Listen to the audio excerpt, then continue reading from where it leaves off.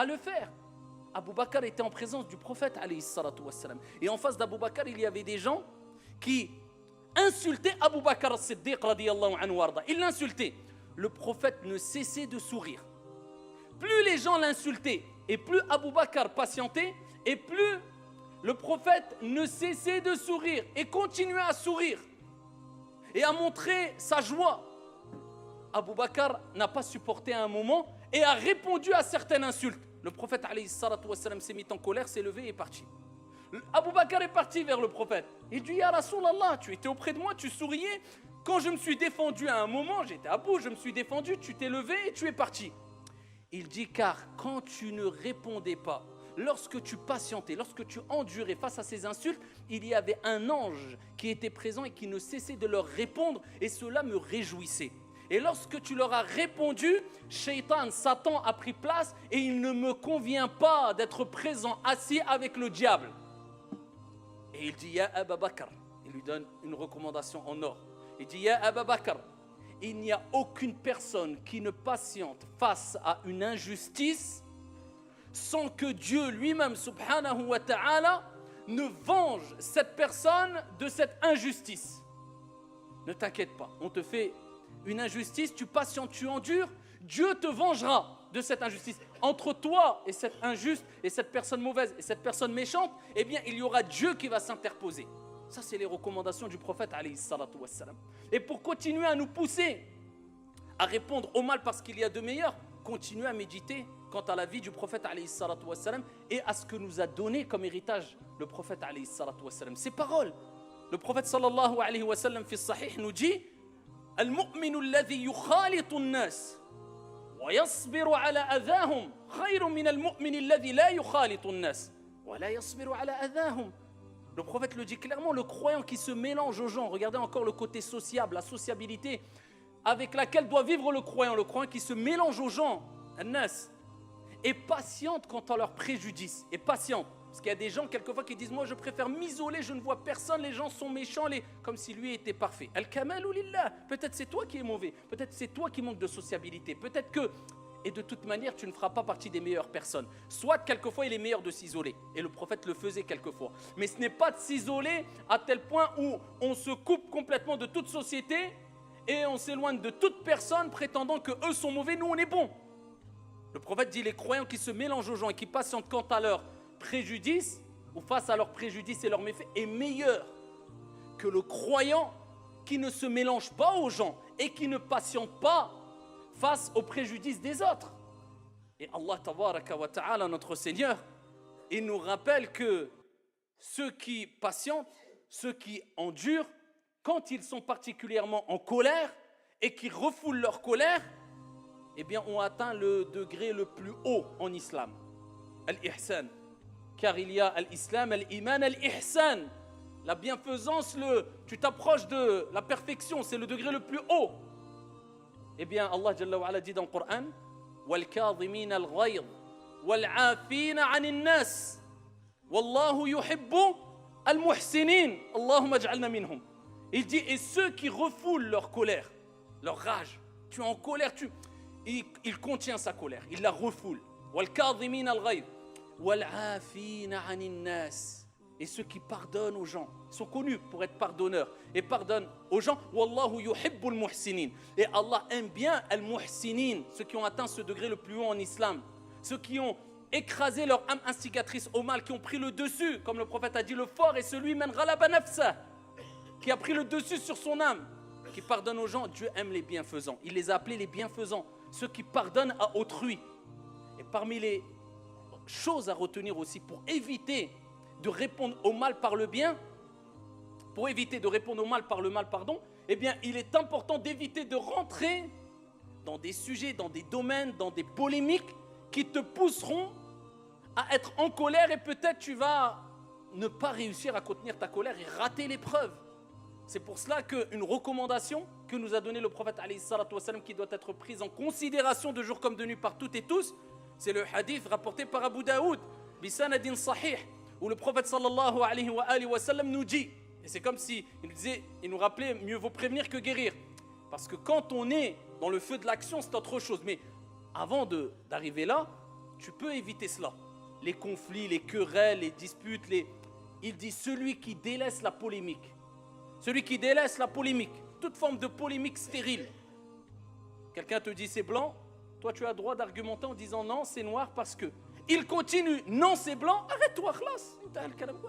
Mon but c'est de dire voilà ce que je pense et tu as le droit et tu dois le dire, avoir cet esprit critique et avoir ton avis. Mais quand lui il persiste, pourquoi tu continues 6 heures alors que l'histoire peut s'arrêter en 4 secondes, 5 secondes? Il t'a dit ça, il a argumenté. Tu as dit, tu as argumenté. Toi ce qui t'importe, ce n'est pas d'avoir raison, c'est de chercher qui a raison. Ça, c'est deux choses complètement différentes. Mais pour chercher à savoir qui a raison et ne pas vouloir avoir raison, il faut avoir atteint un degré où tu as quand même pris le dessus sur ton âme. Parce qu'on est face à notre ego et ce qui nous pousse souvent à vouloir avoir raison malheureusement. Même quand on sait au fond de nous qu'on a tort. Donc ici, le prophète dit celui qui délaisse la polémique, même s'il a raison. Pour nous motiver, nous récompenser à travers notre effort. Même si tu as raison. Il dit, je lui promets, je lui garantis une maison à la périphérie du paradis.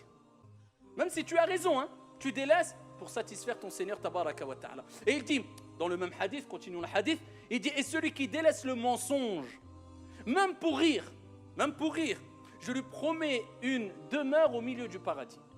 Et celui qui améliore son comportement, regardez, c'est encore plus important que ce que j'ai cité précédemment.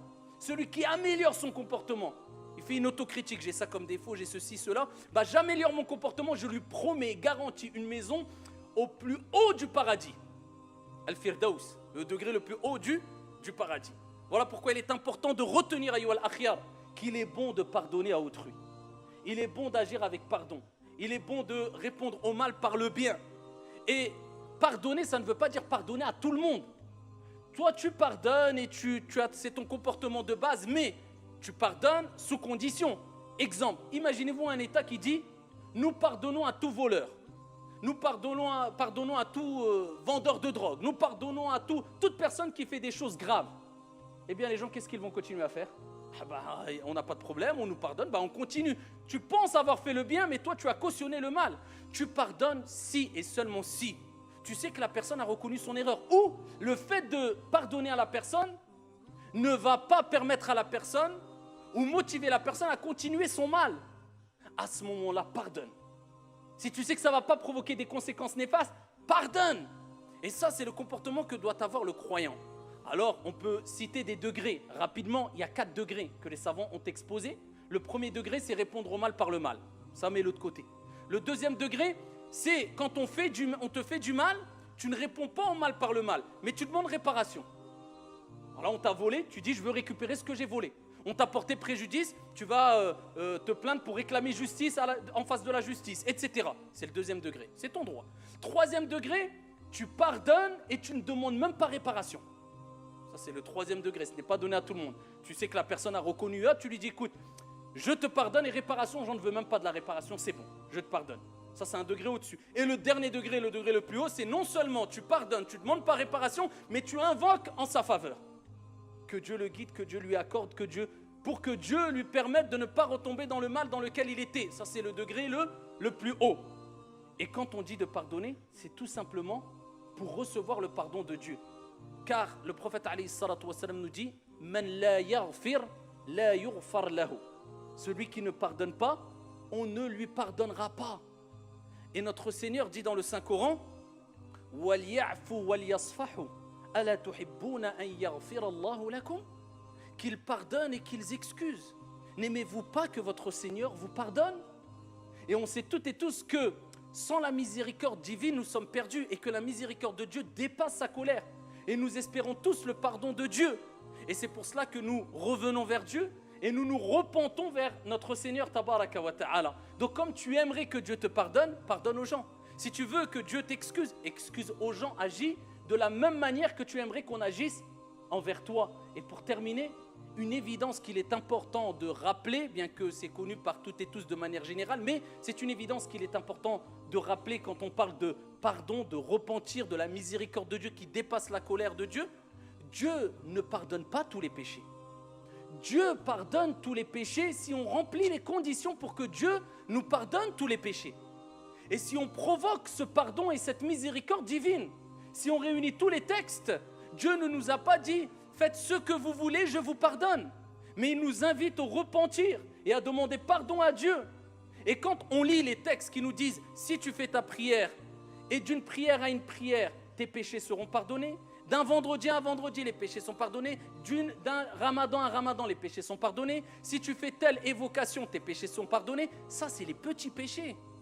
Ces petits péchés ne demandent pas un repentir, mais demandent la demande de pardon. Et revenir vers Dieu avec des actions, des œuvres salutaires. Et les petits péchés, on en fait toutes et tous, des dizaines, centaines, milliers. Tout être humain, nous sommes faibles. Une mauvaise parole qui glisse, etc. Mais quand on parle des grands péchés, à l'unanimité des savants, les grands péchés connus, comme le vol, comme la jalousie, comme le meurtre, comme l'adultère, relation hors mariage, tout cela demande un repentir.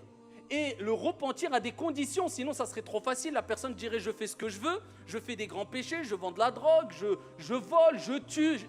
Pas grave, je fais ma prière, Dieu me pardonnera. Et ça n'a rien à voir avec la bonne compréhension de l'islam, bien sûr, et cela est connu par toutes et tous. Un grand péché demande un repentir, et les conditions du repentir, c'est quoi? Al-ikhlas, la sincérité, première condition. Je ne le fais pas pour que les gens disent « Waouh ».